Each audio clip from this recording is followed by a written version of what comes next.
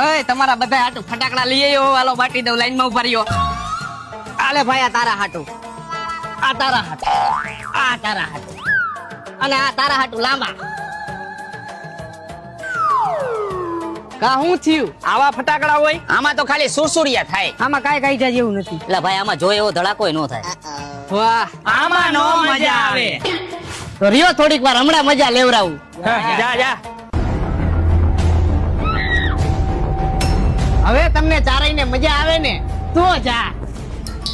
Oh no! એજી મંગલ ભાવનયા મંગલ